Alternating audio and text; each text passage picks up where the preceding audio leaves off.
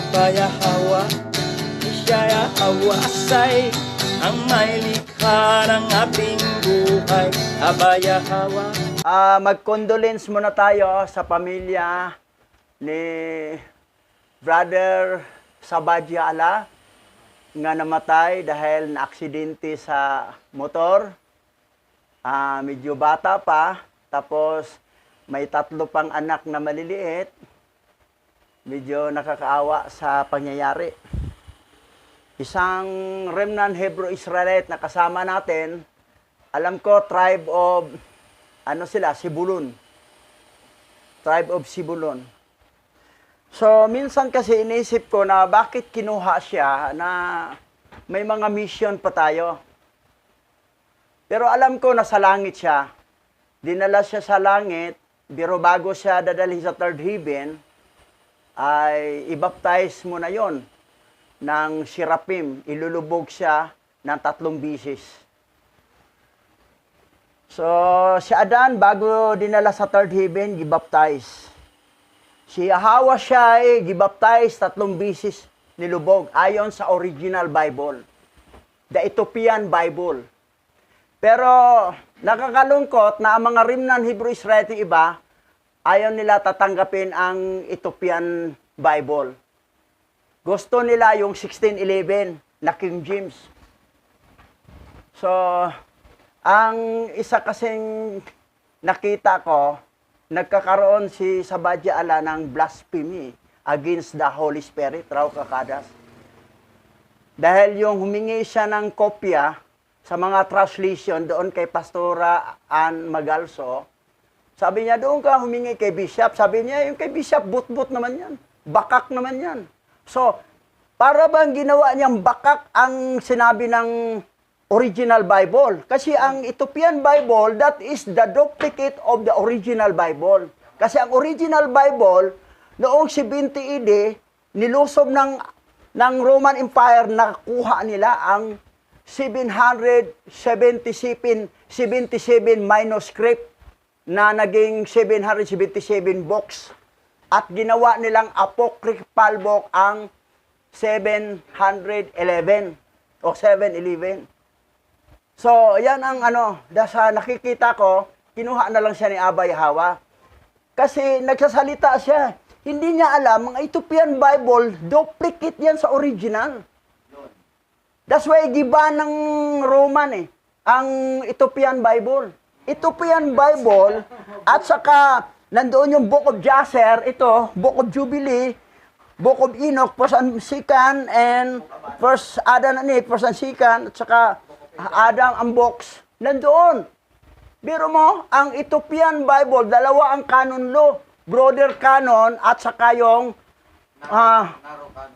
narrow canon. Na yung Bible na yan, ay mas matanda pa sa King James at saka original yan. Kasi yung bumaba si Enoch, dala niya ang aklat na 366 book na ang nagsulat si Archangel Prabuel. Kay Enoch siya ang nagsulat, binaba niya rito. At mabuti, nasib yun, nadala ni Noah sa arka. That's why na-preserve. Yan po ang history ng Ethiopian Bible, that is the duplicate of the original Bible. So meaning to say, original pa rin yun. Kasi duplicate kapareho Kaya lang, naging 120 books na. Yung narrow canon ay nasa 81 books. Ang brother canon, abot ng 120 books. 2 ang canon. Ngayon, ang nangyari kasi, unang nag-translate sa corrupted Bible, yung si Haring King James. Pinatawag niya lahat ang mga scholar at pinatranslate at lumabas yung 80 books. Nangyari noong 1611. That's why, ang tawag doon King James 1611. Kasi yung 1611, taon po yun. Ngayon, ang nangyari, yung kinuha naman ng Vatican, approved by canon law, naging 73 books lang. Out of 80 books, tinanggal ang 14. So, ang Roman Catholic Bible ay 73 books. Si Martin Luther na umalis sa Roman Catholic, nagsulo siya, ang tawag sa kanya doon, protestante, they are protesting against the Roman Catholic, tinanggalan niya 7. Ang 73, tinanggalan 7, approved din ng Vatican ng canon law, ay naging 66 book. Dahil kay Martin Luther. Yun ang sinandala ng lahat ng evangelical churches, born-again Christian churches, ang kanilang busing ay si Martin Luther na nagtanggal ng 7 aklat na naging 66 book.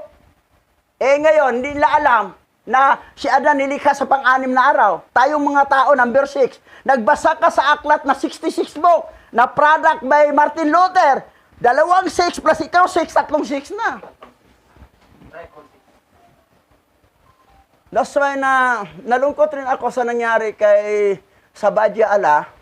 Kaya lang, yung bibig niya, basta-basta siyang magbitaw. Hindi, sabi niya, bot-bot naman yan, bakak naman yan. Wala na. Nakaprophesy yan sa Book of Enoch na sa huling mga oras, mayroong gagamitin si Abba Yahawang mag-translate ng original Bible patungo sa lingwaheng maintindihan sa lahat. At ang ginagamit dito sa silangan sa atin. Kasi nakaprophesy po yan. Nasa silangan. Kasi dito rin ang ibong mandaragit, mga ibong mandaragit na mangangaral na walang takot. Dadagitin niya yung mga taong patumpik-tumpik. Yung mga elect nga natulog pa. Kailangan gisingin. Yan po ang nangyayari. Kasi nakalungkot sa pamilya, 3 anak niya, maliliit pa yon.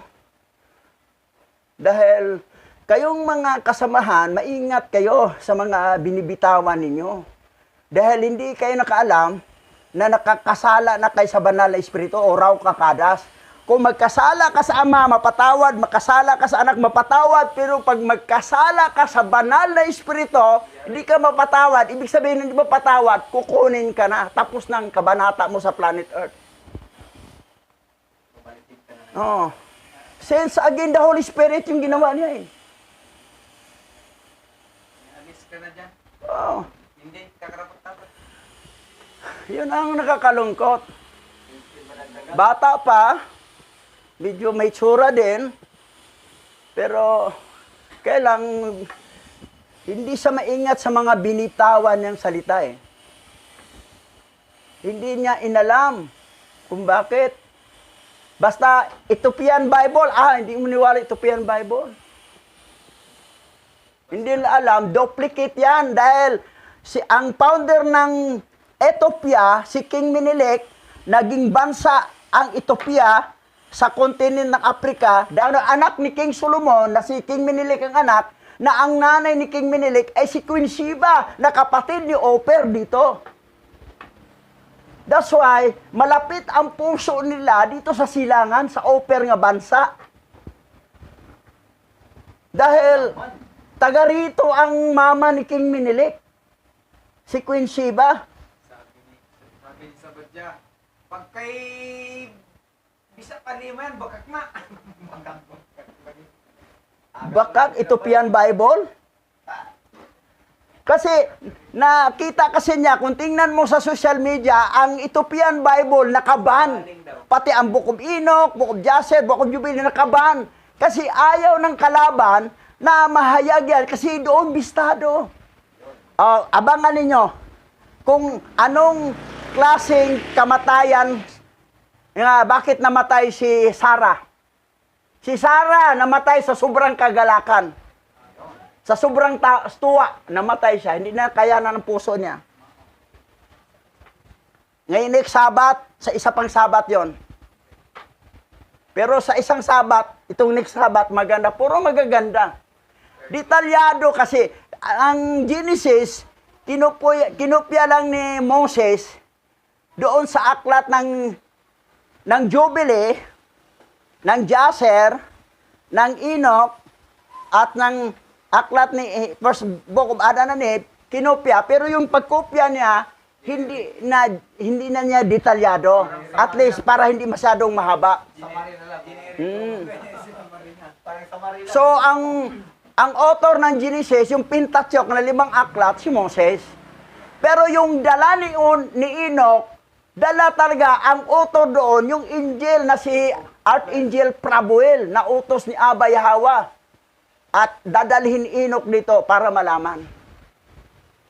Biro mo ha, sinabi ni Abba Yahweh kay Adan, na bakit di daw sila mapatawad. Ang sabi ni Abba Yahweh, mapatawad kayo, makabalik kayo sa Garden of Eden, sa Kingdom of Heaven, kapag ako'y magkatawang tao at magsid ng blood sa Golgotha. At gamitin ni Satanas ang mga Hudyo para ipapatay ako. After 3 days and 3 nights, mabubuhay ako magmuli. Nasa first book of Adam na mabasa yan. Nabanggit na ang word Golgotha. Panahon pa ni iba yan ha. Nabanggit na ang pangalang Hudyo. Mga Jews, oh. Ganon ka-advance. Tapos, sinabi pa doon, ang hindi tumanggap sa aklat ng Book of Enoch ay paparusahan pagdating sa final judgment. May parusa kayo. Matinding parusa doon. Oh, matindi pa. Matinding parusa ang tatanggapin ng mga Yun ang nangyari na kayong mga remnant Hebrew Israelite, maingat kayo sa mga bibig niyong binibitawan. yaman. Oo. Maingat kayo dahil nakakalungkot nga. Ako nalungkot ako sa nangyari kay Sabadya Allah. Namatay siya. Kaya lang, hindi siya maingat sa mga binibitawan niyang salita na nagkasala na siya sa raw kakadas sa banal na espiritu. At yun ang sanhi, na kinuha na lang siya. Aksidente sa motor, pwede ka na maingatan ni Abba Yahweh. Si Abraham, hinulog sa pugon. O, bakit hindi namatay? Iningatan. Kasi ayaw pa ni Abba Yahweh mamatayan. So, bakit kinuha na lang? Kasi maghagis ka pa ng opposition ka, fiscalizer ka sa mga kapwa mong remnant Hebrew Israelite. O, yan po. Mali. Tama na. Basta, kayong mga remnant Hebrew Israelite, nasa USA, maraming grupo yan. May One Body Yahweh, meron grupo nila ni Parasa, nila ni Isaiah Yasharala, meron ditong Nation, True Nation, na meron na ditong branch sa Pilipinas, na doon na under si Sabadya Allah. So, maingat kayo, dahil pag magkasala tayo sa araw kakadas, tapos ang ating buhay dito sa planet Earth. Anyway, sa langit naman tayo. Mauna. Kaya lang, pagbaba ng New Heaven, New Earth, and New Jerusalem, walang mansion ka. Doon ka sa parang. Ang kumalasin pa, hindi pa parang bangkita pa. Pero langit pa rin. Yan.